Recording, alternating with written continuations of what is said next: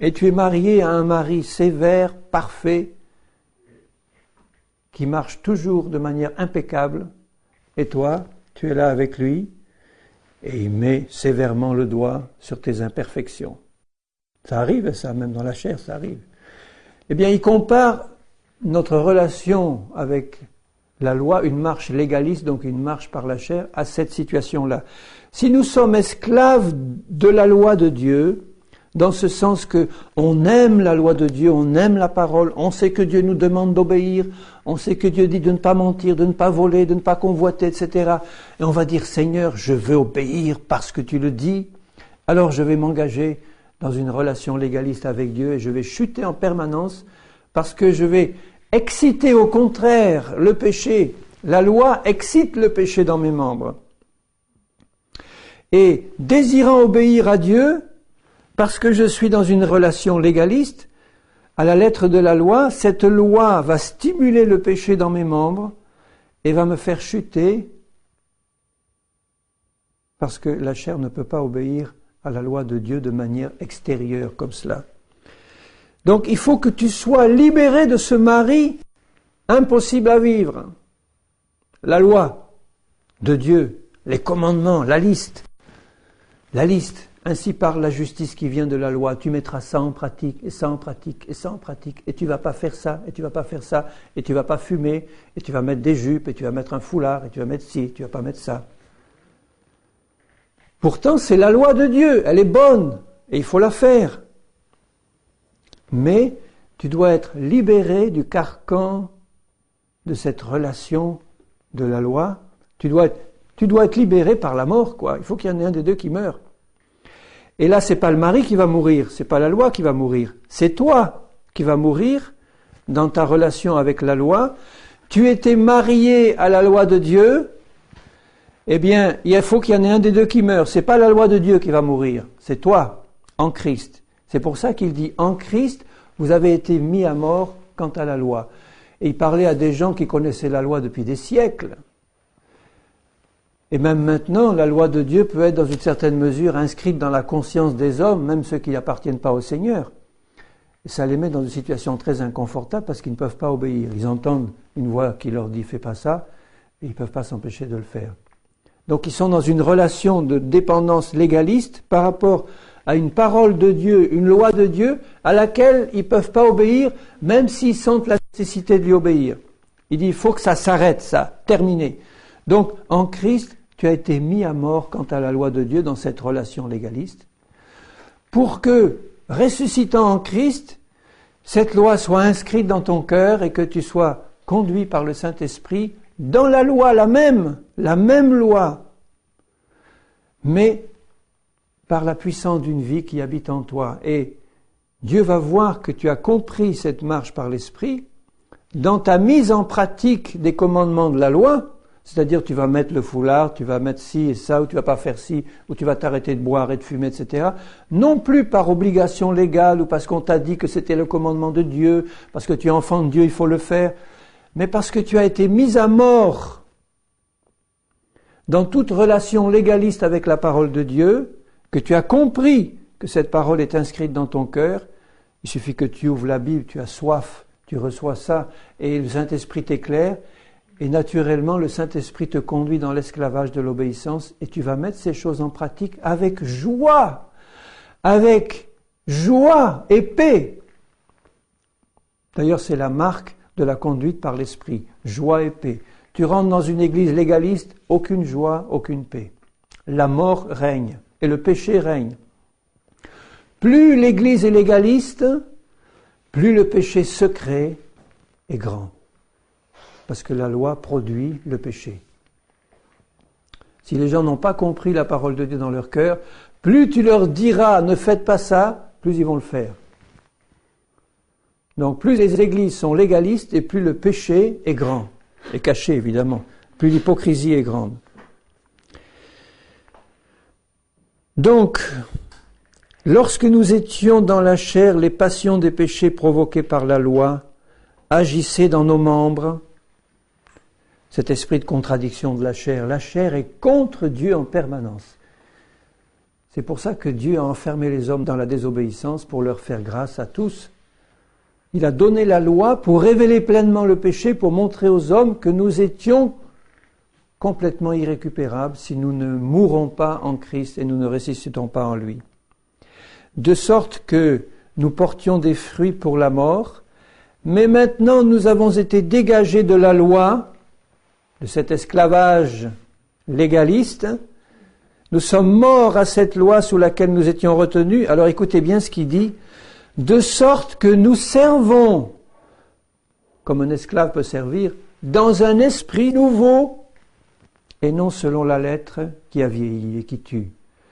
Mais c'est la même loi que nous mettons en pratique, mais par l'esprit, pas par un commandement extérieur. Et c'est pour ça qu'à la fin de ce chapitre 7, quand il dit, à propos de sa propre personne, « Je fais les choses que je ne voudrais pas faire et je ne fais pas celles que je voudrais », il y a des chrétiens qui prennent prétexte que c'est écrit là pour dire, vous voyez, l'apôtre Paul lui aussi, il n'arrêtait pas de chuter et il ne pouvait pas marcher par l'esprit puisqu'il le dit lui-même. Donc, on est tous condamnés à faire pareil, puisque même le grand apôtre Paul ne s'en sortait pas. Mais c'est une complète incompréhension de la manière dont Paul présentait les choses, puisqu'il vient de parler dans le chapitre 6 de notre mort en Christ. Ici, il parle de notre mort par rapport à la loi.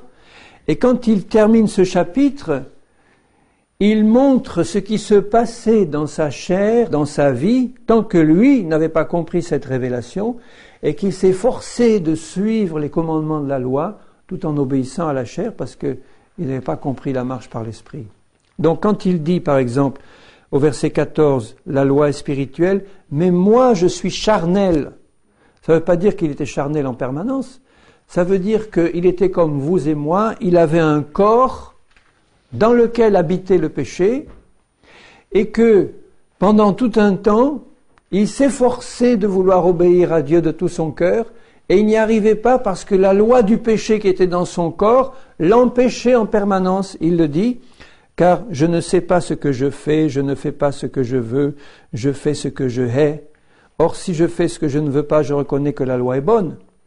Et maintenant, ce n'est plus moi qui le fais, c'est le péché qui habite en moi. Alors il ajoute, il explique pourquoi.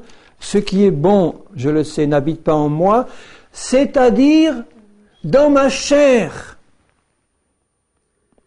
J'ai la volonté, mais non le pouvoir de faire le bien, quand je marche par la chair. Donc il faut rajouter ça en permanence. Quand tu marches par la chair, tu ne peux pas résister au péché. Tu es sous une loi de mort. J'ai la volonté, mais non le pouvoir de faire le bien. Quand je marche par la chair, ou quand je marchais par la chair, car je ne fais pas le bien que je veux quand je marchais dans la chair. Et je fais le mal que je ne veux pas quand je marche par la chair. Et si je fais ce que je ne veux pas, ce n'est plus moi qui le fais, c'est le péché qui habite en moi quand je marche par la chair. Je trouve donc en moi cette loi, quand je veux faire le bien, le mal est attaché à moi, car je prends plaisir à la loi de Dieu, selon l'homme intérieur, selon l'esprit renouvelé. Mais je vois dans mes membres une autre loi qui lutte contre la loi de mon entendement et qui me rend captif de la loi du péché qui est dans ma chair. Et il dit au verset 18, je reviens, « Ce qui est bon, je le sais, n'habite pas en moi, c'est-à-dire dans ma chair. » Donc vous voyez, il prend la place de quelqu'un qui marche par la chair. Et il montre bien le caractère épouvantable de la vie d'un chrétien qui marche par la chair. Parce que si c'est un chrétien honnête, il sait ce qu'il devrait faire et il n'y arrive pas. Il sait comment il devrait se comporter et il chute constamment. Donc il passe constamment du haut en bas, une vie en dents de scie, de la déprime à l'exaltation, et puis invoquer constamment le sang de Jésus pour être pardonné, il l'est. Mais le Seigneur veut que tu dépasses ce stade-là pour rentrer dans une pleine marche par l'Esprit en permanence. Et c'est pour ça qu'il dit « Misérable que je suis, qui me délivrera de ce corps de mort ?» Mais c'est fait déjà. Tu vois, c'est le cri de quelqu'un qui n'avait pas encore compris la révélation de sa mort en Christ, qui vient d'expliquer largement au chapitre 6, et lui, il marchait par l'Esprit. Donc il se met à la place de ce chrétien charnel qui crie à Dieu en disant « Seigneur, j'en peux plus !» Grâce soit rendue à Dieu par Jésus-Christ, notre Seigneur. Il n'y a donc maintenant aucune condamnation pour ceux qui sont en Jésus-Christ, qui marchent non selon la chair, mais selon l'esprit. Si tu marches selon la chair, tu es en permanence sous un esprit de condamnation. Parce que tu sais ce qu'il faudrait faire et tu ne le fais pas. Alors que si tu as compris ta position en Christ, que ta chair a été crucifiée en Christ, et si tu as pris ça par la foi, tu vas produire des œuvres de justice parce que tu t'es fait esclave de la justice, de l'obéissance, de la sainteté de Dieu. La loi de l'esprit de vie en Jésus m'a libéré de la loi du péché et de la mort. M'a libéré complètement. La foi vient de ce que l'on entend vient de la parole de Dieu. Donc je peux vous dire, parce que Dieu le dit, la loi de l'esprit de vie t'a libéré de la loi du péché et de la mort qui est dans tes membres. C'est terminé, tu as été libéré. Et pour cela, il fallait que Christ vienne dans une chair semblable à la nôtre. Et vous pouvez comprendre pourquoi Satan et tous ses démons résistent de toute leur force à cette réalité de Christ venu en chair. Tout esprit qui confesse Jésus-Christ venu en chair est de Dieu. Tout esprit qui ne confesse pas Jésus venu en chair est de Satan. Pourquoi ? Il fallait que Jésus vienne dans une chair semblable à la nôtre, parce que le péché habite dans la chair, mais ça ne pouvait pas être une chair exactement comme la nôtre, sinon il serait né lui aussi dans une chair de péché, et il n'aurait pas pu résister au péché. Si la chair de Jésus avait été une chair exactement comme la nôtre, s'il avait hérité du péché d'Adam et d'Ève dans sa chair, comme certains le prétendent à tort, il serait né dans une chair exactement comme la nôtre, il aurait été soumis à la loi du péché et de la mort, et il n'aurait pas pu nous sauver, ni se sauver lui-même, parce qu'il n'aurait pas pu résister à la loi du péché qui aurait été dans sa chair. Donc Jésus est venu dans une chair semblable à la nôtre, mais sans péché. Il n'y avait pas dans la chair de Jésus de loi de mort et de péché. Pourquoi ? Parce que il fallait qu'il porte dans sa chair la mort qui devait nous revenir à cause de notre marche dans la chair qui conduit à la mort. Donc Jésus est venu dans une chair semblable à la nôtre, sans jamais pécher, donc il ne pouvait pas subir normalement la condamnation de la mort dans sa chair, dans sa mort physique, dans sa chair, mais par substitution, il a pris sur lui, dans sa chair, dans son corps, la mort, parce qu'en mourant dans son corps, il nous a pris avec lui dans sa mort pour que notre propre chair, qui méritait la mort, soit détruite.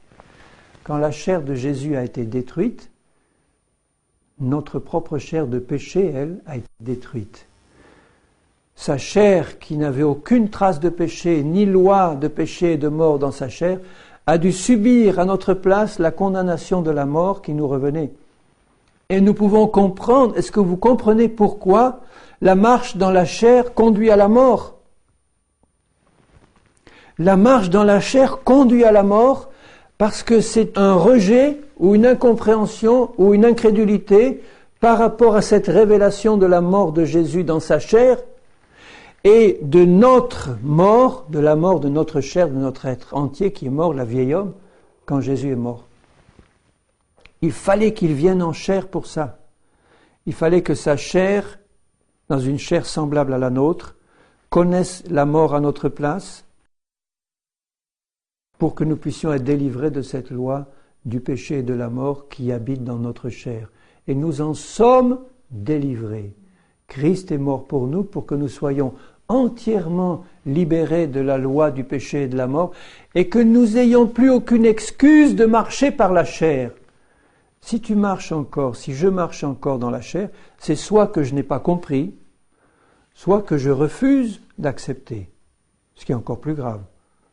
Si je n'ai pas compris, c'est un appel pressant du Seigneur à m'approcher de lui pour que je reçoive une fois pour toutes la révélation de ma mort en lui et de la mort de ma chair et du corps du péché en lui. Un chrétien qui n'a pas reçu cette révélation dès le premier jour de sa conversion est un chrétien dangereux pour Dieu et pour les autres. Et le Seigneur veut immédiatement qu'il reçoive cette révélation de la mort de Jésus-Christ en chair, mais de sa mort à lui en Christ, pour qu'il puisse recevoir par la foi la révélation de la destruction de son corps de péché et de cette loi de péché qui le faisait constamment tomber dans le péché, et qu'il puisse marcher par l'Esprit comme Jésus a marché. La loi de l'Esprit de vie en Christ m'a affranchi de la loi du péché et de la mort. Car chose impossible à la loi, parce que la chair la rendait sans force. Si je marche de manière légaliste, je suis sûr que je ne peux pas marcher conformément à la parole de Dieu, parce que la chair va rendre la loi sans force. Inutile. Dieu a condamné le péché dans la chair de Jésus, en envoyant à cause du péché son propre Fils dans une chair semblable à celle du péché, mais pas une chair de péché comme la nôtre, afin que la justice de la loi soit accomplie en nous. C'est formidable cette révélation, écoutez bien, je relis ça. Afin que la justice de la loi soit accomplie en nous qui marchons, non selon la chair, mais selon l'esprit. La justice de la loi, on essayait d'atteindre la justice de la loi par une marche, une obéissance légaliste, suivre des commandements. C'est terrible des chrétiens qui essaient de suivre des commandements alors qu'ils n'ont pas compris leur mort en Christ et leur résurrection en Christ. Ça fait des églises hypocrites, ça fait des chrétiens hypocrites, ça fait des chrétiens de façade qui sont malheureux comme des pierres parce qu'ils savent ce qu'ils devraient faire et ils ne le font pas et ils le cachent. Alors qu'il y a une telle liberté d'enfants de Dieu dans la compréhension spirituelle de l'œuvre de Christ et dans notre marche par la foi dans cette œuvre-là, une libération de l'esclavage du péché. Nous qui marchons selon l'Esprit, eh bien, nous marchons en accomplissant la justice de la loi qu'il nous était auparavant impossible de manifester quand nous marchions par la chair, à plus forte raison quand on n'était pas né de nouveau, mais là je ne parle même pas de ce cas-là, mais quand nous marchions par la chair, nous ne pouvions pas manifester la justice de Dieu parce que nous obéissions à la lettre. L'affection, dit au verset 6, l'affection de la chair, c'est la mort, l'affection de l'esprit, c'est la vie et la paix. L'affection de la chair, ça veut dire penser aux choses charnelles, s'y intéresser, rechercher ces choses. Si tu les recherches encore, ou si je les recherche encore, c'est que je n'ai pas compris ma mort en Christ. Je n'ai pas encore reçu cette révélation. Et là, je vais à la mort. Ceux qui vivent selon la chair ne sauraient plaire à Dieu. Alors il ajoute maintenant pour les autres, vous ne vivez pas selon la chair, mais selon l'Esprit, si l'Esprit de Dieu habite en vous. Ça ne veut pas dire que si l'Esprit de Dieu habite en nous, on ne peut plus marcher par la chair, si on livre nos membres à l'iniquité. Ça veut dire que, simplement, si l'Esprit de Dieu habite en vous, vous devez marcher par l'Esprit. Ça doit couler de source, marcher par l'Esprit, parce que l'Esprit de Dieu habite en nous. Et si quelqu'un n'a pas l'Esprit de Christ, il ne lui appartient même pas. Mais nous qui avons l'Esprit de Christ, nous pouvons encore soit marcher par la chair, soit marcher par l'Esprit. Et la volonté de Dieu, c'est qu'on comprenne notre place en Christ et qu'on prenne vraiment une marche par l'Esprit comme Dieu le veut. Et si Christ est en vous, le corps, il est vrai, est mort à cause du péché, mais l'Esprit est vie à cause de la justice, et si l'Esprit de celui qui a ressuscité Christ d'entre les morts habite en vous, celui qui a ressuscité Christ d'entre les morts rendra aussi la vie à vos corps mortels par son Esprit qui habite en vous. Le corps est mort à cause du péché, il est mort en Christ à la mort. Mon corps est mort à la mort, mort au péché, mort à la maladie, mort à toutes ces choses qui viennent du péché et du passé. Et en marchant par l'Esprit, je vais déclencher la loi de l'Esprit de vie en Christ, qui va rendre la vie à mon corps mortel pour me permettre de marcher par l'Esprit sur cette terre tant que j'y suis. Donc, le fait d'habiter un corps qui soit encore un corps de péché puisqu'il n'est pas ressuscité, n'est plus un handicap. Si j'ai compris qu'il est mort en Christ, et que je ne suis plus esclave de cette loi de péché qui est dans ma chair, parce qu'il a été détruit en Christ, ce corps de péché. Et l'Esprit de Christ qui habite maintenant en moi rend la vie à mon corps mortel. Donc je marche vraiment comme un ressuscité, vivant. Comme si vraiment j'étais sorti du tombeau après une mort physique réelle. C'est pour ça qu'il dit, considère-toi vraiment comme mort. Qu'est-ce que tu ferais, dis-moi, si tu étais vraiment passé par une vraie mort complète, et que tu étais resté 3 jours mort dans le tombeau, médicalement constaté mort, et que tu ressuscites à une vie nouvelle de résurrection en Christ. Est-ce que ta vie serait différente? Vraiment, si tu étais passé par cette expérience. Tu meurs, tu passes 3 jours dans le tombeau, tout le monde dit adieu, fini, terminé, le pauvre, la pauvre, on n'en parle plus. 3 jours après, tu ressuscites et tu arrives, voilà, en nouveauté de vie, une vie de résurrection en Christ. Dans un corps, il est vrai, encore soumis à la mort physique, mais en la puissance de la résurrection qui t'habite maintenant, tu ne serais plus le même, tu ne serais plus la même du tout. Et Jésus dit, eh bien, considère-toi comme si tu avais vraiment vécu cette expérience. Si tu étais vraiment mort, tu es mort en Christ. Il est resté 3 jours au tombeau, tu es resté 3 jours au tombeau avec lui. Il est ressuscité, tu es ressuscité avec lui. Tu n'es plus soumis à la vieille vie d'avant ta mort, puisque Christ ressuscité ne meurt plus, il habite en toi. Mais c'est formidable de dire, mais Seigneur, en toi, mais je suis vraiment mort. Mais c'est vrai, j'y suis. J'ai passé 3 jours dans le tombeau en Christ, vous saviez ça? Eh bien, tu y as passé aussi 3 jours en Christ. Et puis tu es ressorti du tombeau. Et maintenant, si tu habites un corps qui est encore un corps de mort, tu es destiné à la résurrection de ce corps. C'est un cadeau que Dieu va te faire bientôt à son retour.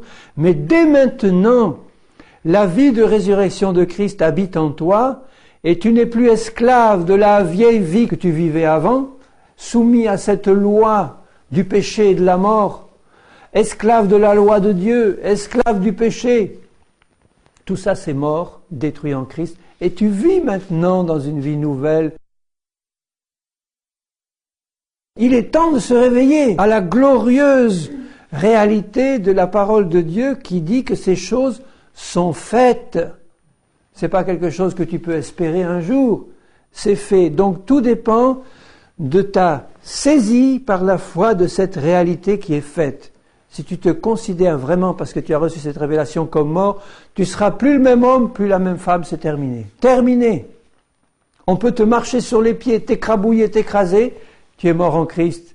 Alléluia. C'est la joie et la paix dans le cœur. Formidable. Terminé. Si on te traite injustement, gloire à Dieu, j'ai été jugé digne, Seigneur, de subir des outrages pour Christ. Ah, quand ils ont été battus devant le Sanhédrin, Seigneur, gloire à toi, on a été jugé digne de subir des outrages injustes pour toi. C'est ça la vie de résurrection. Et puis être vraiment sur cette terre des ressuscités vivants, vivant la vie de Christ, marchant comme Christ a marché. Il ne peut plus être soumis à la loi de la mort, il est ressuscité. Puisqu'il a été soumis à la loi de la mort à notre place, sans avoir commis de péché, et maintenant il n'est plus soumis à la mort, terminé. La mort n'a plus de pouvoir sur lui, terminé. Et dans Hébreux 2 et au verset 14, il dit: puisque les enfants participent au sang et à la chair, Jésus, il y a également participé lui-même afin que, écoutez bien, afin que par la mort, par sa mort, il anéantisse celui qui a la puissance de la mort, c'est-à-dire le diable, et qu'il délivre tous ceux qui, par crainte de la mort, parce qu'ils marchaient dans la chair qui conduit à la mort, ils étaient esclaves de la loi de la chair et du péché. Donc ils étaient esclaves de Satan, qui est le prince de la mort. Et qu'il délivre tous ceux qui, par crainte de la mort, étaient toute leur vie retenus dans la servitude. Si tu es esclave du péché, tu es dans la servitude. Mais si tu es légaliste, tu es aussi dans la servitude. Parce que tu es dans la crainte.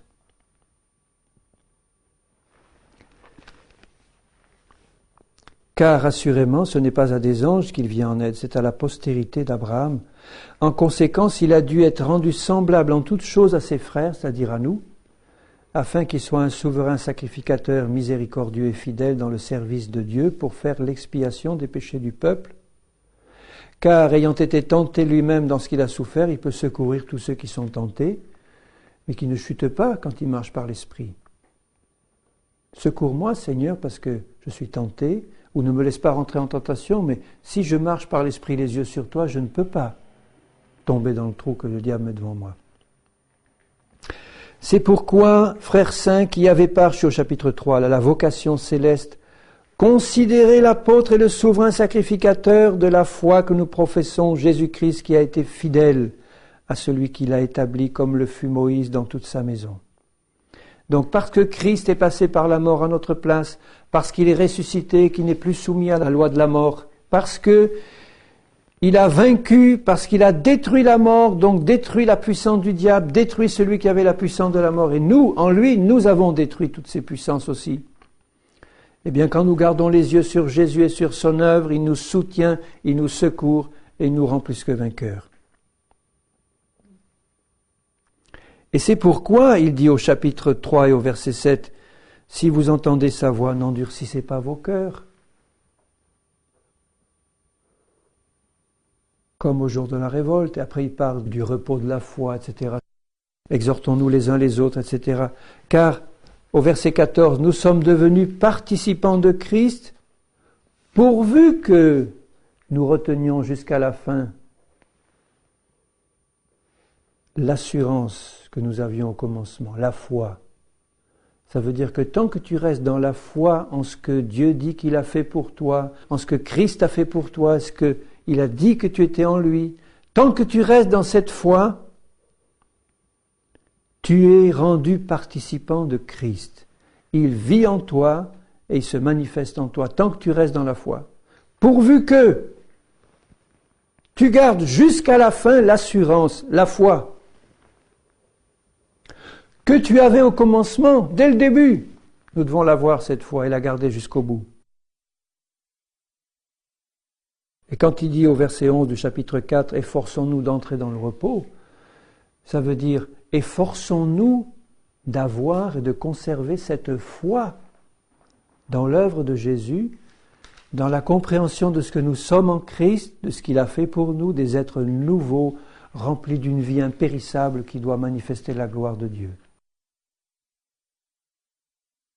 Donc il nous exhorte à garder l'œil fixé sur Jésus et donc sur son œuvre et sur ce qu'il a fait de nous en lui et lui pour nous. En ayant constamment la parole du Seigneur dans nos cœurs, parce que c'est cette parole qui est une épée à double tranchant et qui va finir de séparer encore en nous ce qui est de la chair et ce qui est de l'esprit, c'est-à-dire que c'est la parole de Dieu qui est une épée qui va nous donner une pleine révélation de l'œuvre de Christ et nous permettre de pleinement marcher par l'Esprit, par la foi en Christ. C'est cette parole qui va faire ce travail. Tu vois l'importance qu'il y a à méditer cette parole dans un esprit de prière et de révélation. Et plus tu vas la méditer, plus la foi va grandir et plus tu vas comprendre ta position en Christ, plus tu vas marcher par cette foi et manifester la vie de résurrection de Christ. Et tu peux compter sur le soutien du souverain sacrificateur qui est à la droite du Père et qui intercède pour toi jour et nuit. Il est passé par toutes les épreuves en vainqueur, il habite en toi. Si tu marches par la foi, tu vas traverser les épreuves en vainqueur aussi. Il est sacrificateur selon l'ordre de Melchizedek pour toujours. Melchizedek, c'est le Saint-Esprit venu sur terre, roi de Salem. C'est lui, l'ordre de Melchizedek, dont Jésus est le souverain sacrificateur, pour toujours. Et il est souverain sacrificateur à la droite de Dieu pour intercéder pour nous après avoir tout accompli, purifié les choses célestes par son propre sang, bien mieux que le sang des boucs et des veaux. Et il ajoute Au chapitre 5 et au verset 9,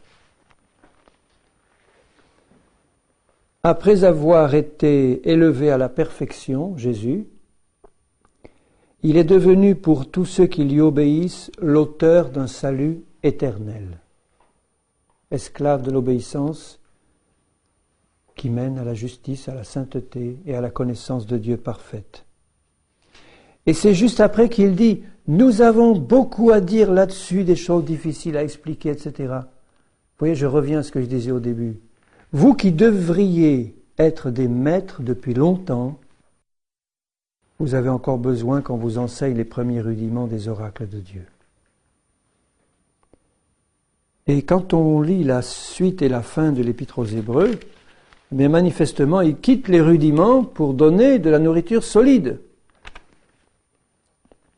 C'est pour ça que je suis revenu sur ce rappel du renoncement aux œuvres mortes par la foi en la mort et à la résurrection de Jésus et notre participation à la mort et à la résurrection en Christ, pour que les œuvres mortes, on n'en entende plus parler dans nos vies. J'y ai renoncé parce que j'ai compris que ma chair a été mise à mort en Christ.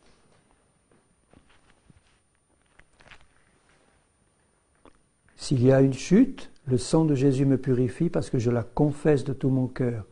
Mais je suis appelé à remettre ma vie sur les rails et à reprendre aussitôt la marche par l'Esprit comme Dieu le désire.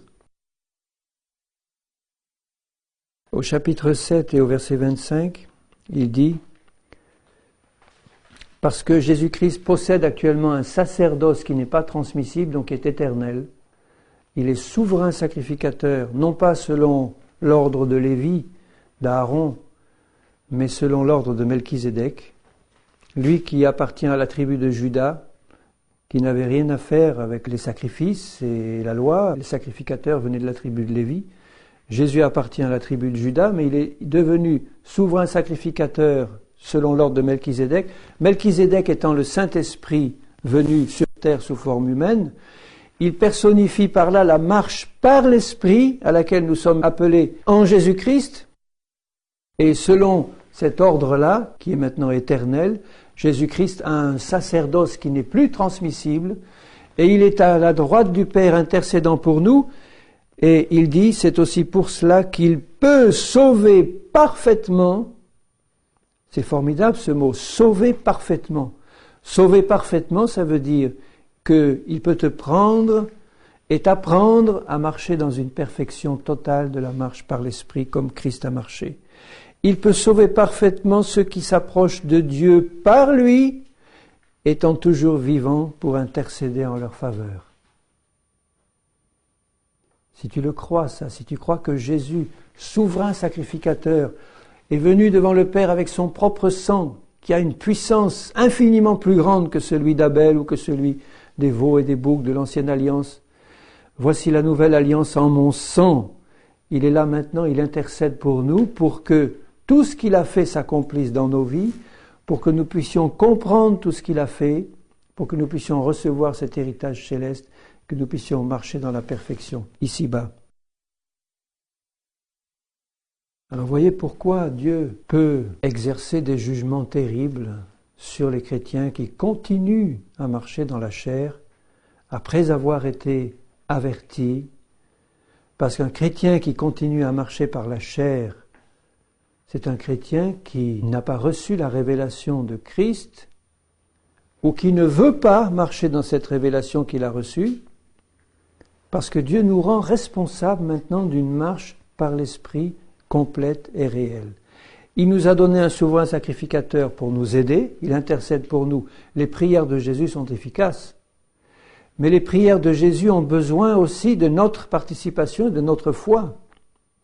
Si j'intercède pour quelqu'un, le Saint-Esprit va travailler dans la vie de ce quelqu'un pour qu'il ouvre son cœur au Seigneur.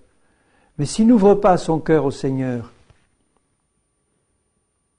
il nous a laissé libre le Seigneur. Mon intercession va simplement permettre au Saint-Esprit de travailler son cœur pour que la parole de Dieu le touche et qu'il comprenne. À partir de là, il dit, bon, qu'est-ce que je fais? J'accepte ou je refuse? J'accepte ou je refuse? J'ai compris.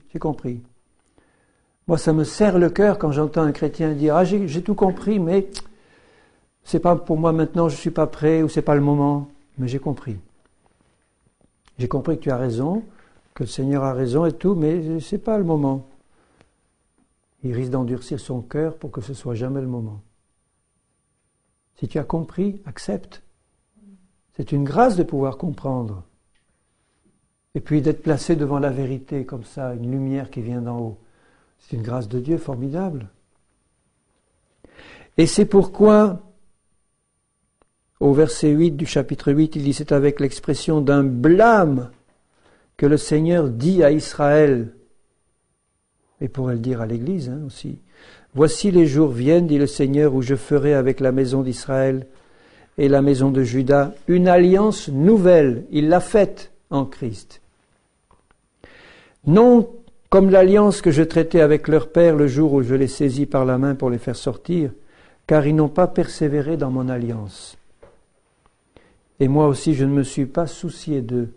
Si nous ne persévérons pas dans la nouvelle alliance, Dieu ne se souciera plus de nous. Et c'est pour ça que le Seigneur dit, voici l'alliance nouvelle que je ferai avec la maison d'Israël dans ces jours-là, je mettrai mes lois dans leur esprit, je les écrirai dans leur cœur, et je serai leur Dieu, ils seront mon peuple. Aucun n'enseignera plus son concitoyen, ni aucun son frère, en disant « Connais le Seigneur », car tous me connaîtront, depuis le plus petit jusqu'au plus grand. Parce que je pardonnerai leurs iniquités, que je ne me souviendrai plus de leurs péchés. Donc cette nouvelle alliance est à nous. Elle est fondée sur le sang éternel de Jésus. Il a tout accompli pour nous. Il a détruit la chair avec ses convoitises impies et ses choses mauvaises. Il nous encourage encore ce soir même à dire « Fais confiance à celui qui a tout accompli pour toi, qui intercède. Il va t'amener à la perfection. Il a amené pour toujours à la perfection ceux qui sont sauvés. » C'est déjà fait pour lui et par lui. C'est déjà fait. Donc si tu lui fais confiance, si tu t'approches de lui avec un cœur sincère, comme il le dit, dans la plénitude de la foi, un cœur sincère, purifié, le corps lavé d'une eau pure, dans la plénitude d'une conscience purifiée par son sang, tu t'approches de lui tel que tu es en disant « Seigneur, je veux apprendre de toi qui es mon maître à marcher par l'Esprit. Tu vas me révéler ce qu'il me faut, je vais rester devant toi, à te demander de faire ce travail dans mon cœur, mais j'ai une confiance inébranlable dans ta capacité d'amener cette chose à la perfection dans ma vie. Une pleine révélation, et puis ensuite une pleine marche dans ton esprit, comme toi tu as marché. Est-ce que vous avez cette confiance dans le Seigneur qu'il est capable de faire ça pour vous? Quel que soit ton état actuel, quel que soit ton découragement éventuel, ou tes essais passés, tes chutes passées, Dieu est capable d'amener toute chose à la perfection en Christ et il le fera dans ton cœur pourvu que tu crois. Dieu ne se souvient plus de nos péchés quand nous les avons confessés. C'est terminé. Seigneur, je me considère vraiment, parce que tu le dis, comme mort à ma vie passée et à ses conséquences de maladie, de ténèbres, d'infirmité, de mort. Et je me considère vraiment, comme tu le dis, parce que tu me l'as montré par ton esprit, comme vivant pour toi en Christ. Je te bénis pour l'œuvre de Christ. Je te bénis pour ce Sauveur merveilleux. Je te bénis, Seigneur Jésus, parce que tu es maintenant souverain, sacrificateur, selon l'ordre de Melchizedek. Pour l'éternité, tu l'es et tu le restes.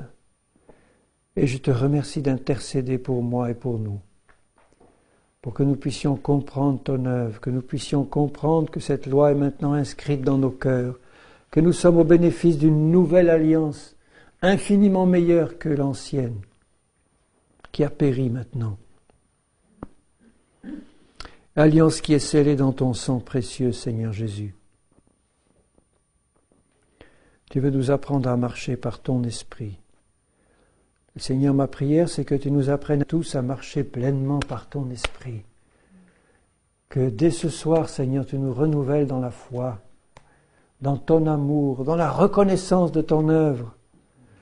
Seigneur, mon cœur déborde de reconnaissance. Si tu n'étais pas venu dans la chair, nous ne pourrions rien faire, sinon gémir dans l'esclavage de la loi du péché. Tu nous en as libérés pour que nous puissions marcher par ton esprit, en nouveauté de vie, en permanence, esclaves de Dieu, dans ta perfection, Seigneur. Accomplis parfaitement ton œuvre. Je t'en remercie de tout mon cœur. Tu l'as dit, tu le feras. Béni soit ton nom, Seigneur. Merci parce que tu nous permets de renoncer aux œuvres mortes. Merci, Père. Sois loué. Sois béni pour ton œuvre en Christ. Amen, amen.